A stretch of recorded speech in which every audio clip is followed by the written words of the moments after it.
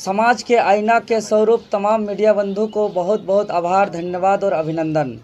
और आज का जो प्रेस कॉन्फ्रेंस का हम लोग का मुख्य उद्देश्य है 60-40 न्याय चलतो आंदोलन जो लगातार चल रहा था, जो आखिरकार सच को कबूल किए 9 महीने के बाद माननीय मुख्यमंत्री महोदय चलती सदन के दौरान। और साथ ही साथ हम लोग का आंदोलन जो लगातार शुरू से जो मांग रहा है, जो हम लोग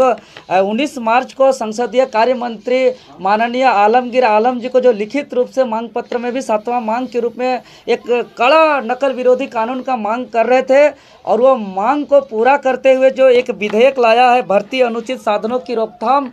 और निवारण के उपाय को उद्देश्य को लेकर के झारखंड प्रतियोगी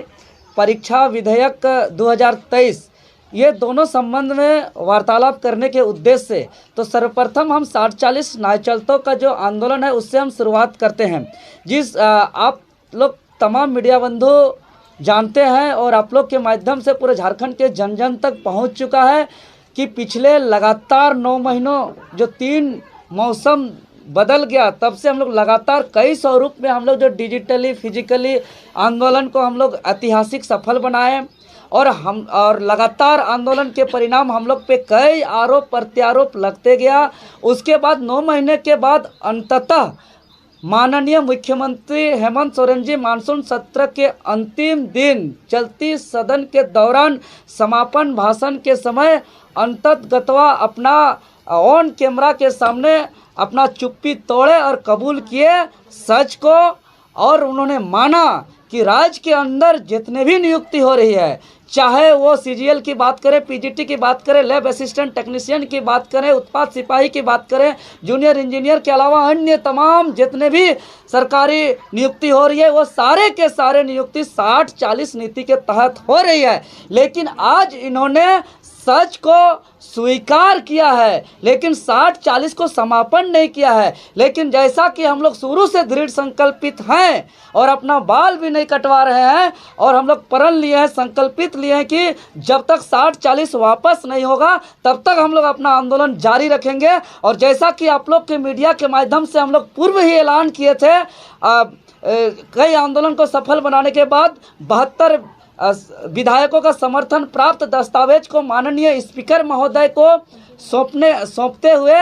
कि इस मानसून सत्र में हम लोग किसी भी प्रकार का कोई बाधा उत्पन्न नहीं करेंगे। इस मानसून सत्र पे हम लोग जो है कि धैर्यता और अनुशासन का पालन देंगे। चूँकि 72 विधायक समेत 42 का सत्ता पक्ष का विधायक लिख के दे ही दिया है, तो कानून तो बनना तय है। लेकिन दुर्भाग्य हम लोग फिर निराश हुए, और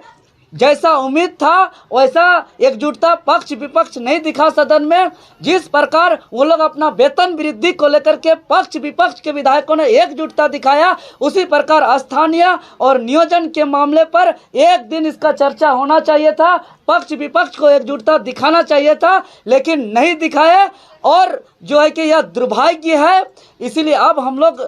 इस मुख्यमंत्री महोदय को हम लोग आज प्रेस वार्ता के माध्यम से कहना चाहेंगे कि अभी तो आपने सच कहने में आपको मजबूर किए हैं और सच को कबूल किए हैं कि 60-40 के तहत ही नियुक्ति हो रहा है, लेकिन इसको अब समापन नहीं किए हैं, स्वीकार किए हैं। आज हम आपके चैनल के माध्यम से तमाम जनता को विश्वास दिलाना चाहेंगे कि इसको समापन होने तक हम लोग अपना संघर्ष जारी रखेंगे। और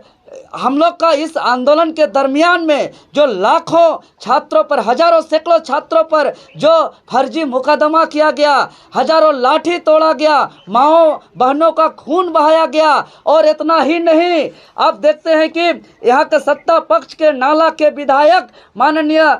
जो है कि रविंद्र नाथ महतो जी के द्वारा छात्रों के डिग्री पर भी सवाल खड़ा किया गया। इतना ही नहीं, हद तो तब हो गया था जब सत्ता पक्ष के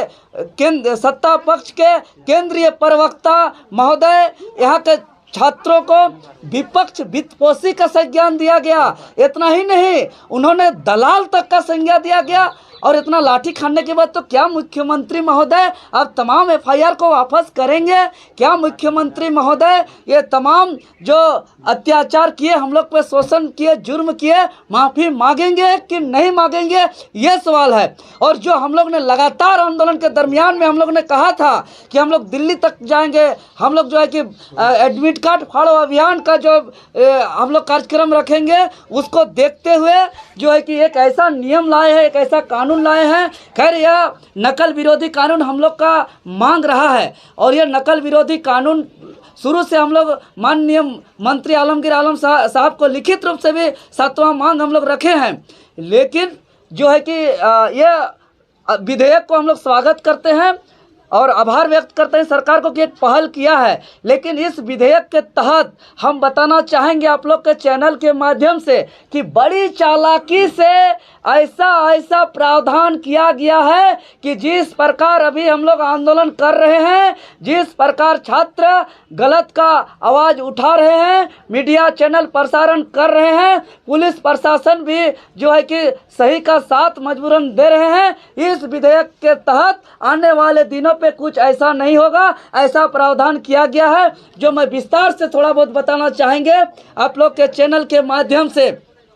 17 पेज का जो यह विधेयक है, इस विधेयक का पेज नंबर 2 का कंडिका 2 का 7 में स्पष्ट रूप से उल्लेख किया गया है कि परीक्षा केंद्र के अंदर या बाहर जो भी पर्यवेक्षीय कर्मचारी या ड्यूटी में जो भी तैनात हैं, उसका या उसके रिश्तेदार या उसके मित्र को किसी भी प्रकार से लिखित, मौखिक या संकेत या इशारों पर उसको दबाव देते हैं, रियायत या सहायता मांगते हैं, तो आप दंडनीय अपराध के भागीदारी होंगे।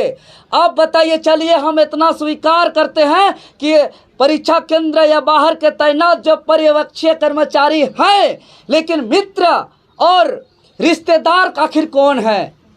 आखिर क्या काम होगा उनका वहाँ? यही ना जो हम लोग इससे पूर्व देख चुके हैं, जूनियर इंजीनियर की परीक्षा में या जेपीएससी में सामने से जो आंदोलन का उजागर भी किए हैं कि वहाँ बहुत ऐसे लोग होते हैं, असामाजिक लोग, जो question setting, getting question leak जो है कि तरह तरह का धांधली का काम करते हैं। वो लोग कहीं ना कहीं उन लोग को बचाने के लिए मित्र और रिश्तेदार का बचाव का या इसमें प्रावधान किया गया है। तो इसमें हम दावे के साथ कह सकते हैं कि इसको संशोधन नहीं किया जाएगा तो आने वाले दिनों पे जो गड़बड़ी कर रहे हैं उसको जो है कि कानून के तहत संरक्षण मिलेगा। अगर इसी विधेयक का पेज नंबर 6 का कंडिका 11 का 2 का हम बात करेंगे तो स्पष्ट रूप से लिखा हुआ है कि परीक्षा और परीक्षाओं से संबंधित प्रश्न पत्र और उत्तर पत्रों से संबंधित कोई भी अगर आप सवाल खड़ा करते हैं तो उसको प्रसारित करने वाले संस्था, प्रबंधन संस्था या कोई भी मीडिया संस्था उसको आवाज़ उठाते हैं तो वो दंडनीय के भागीदारी होंगे, स्वयं दंडनीय के भागीदारी होंगे। अब बताइए, हम परीक्षा लिखेंगे, मान लिया हम इतिहास के छात्र हैं और हम वहाँ देख रहे हैं कि मेरा 6 क्वेश्चन अंदर में गलत था, उसको बाहर आके हम बोल नहीं सकते हैं। अगर हम बोल सकते हैं, अगर सिद्ध करने वाला आयोग, सिद्ध करने वाला सत्ता में बैठे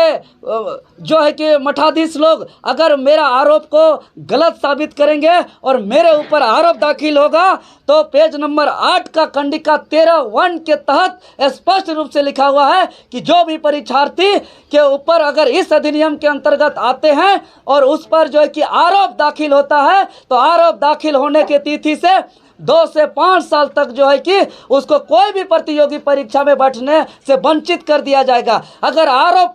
सही साबित होता है तो 10 साल तक कोई भी प्रतियोगी परीक्षाओं से बैठने से वंचित कर दिया जाएगा। और अगर वही छात्र पुनः दूसरा परीक्षा में उसके ऊपर आरोप पत्र दाखिल होता है तो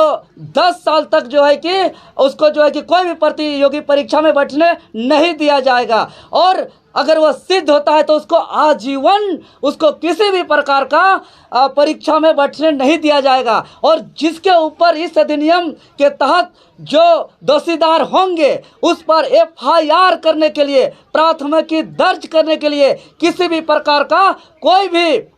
जो है कि जांच की आवश्यकता नहीं होगी। या इस अधिनियम पे साफ साफ लिखा हुआ है 23 का 1 का क और ख में, जिसका पेज नंबर 12 में उल्लेख है। और किसी को भी गिरफ्तार करने के लिए कोई भी वरीय अधिकारी का, कोई भी अन्वेषक अधिकारी का अनुमोदन की जरूरत नहीं है। अगर हम ये तमाम बिंदुओं पर अगर संशोधन नहीं कराते हैं तो आने वाले दिनों पे यह विधेयक जो दलील दिया जा रहा है कि यह भर्ती में अनुचित साधनों का रोकथाम और निवारण के उद्देश्य से लाया गया है, यह कहीं ना कहीं आने वाले दिनों पे युवा विरोधी विधेयक साबित होगा, छात्र विरोधी साबित होगा और लोकतंत्र विरोधी भी साबित होगा। क्योंकि लोकतंत्र अगर खड़ा हुआ है तो 4 स्तंभ पे खड़ा हुआ है, जिसका एक महत्वपूर्ण स्तंभ जो है कि मीडिया है। और उस मीडिया के भी प्रसारित करने वाले अधिकार को भी इसमें हनन किया जा रहा है। उसको 10 करोड़ तक का जुर्माना का प्रावधान किया गया है। यह बहुत गंभीर मामला है। इस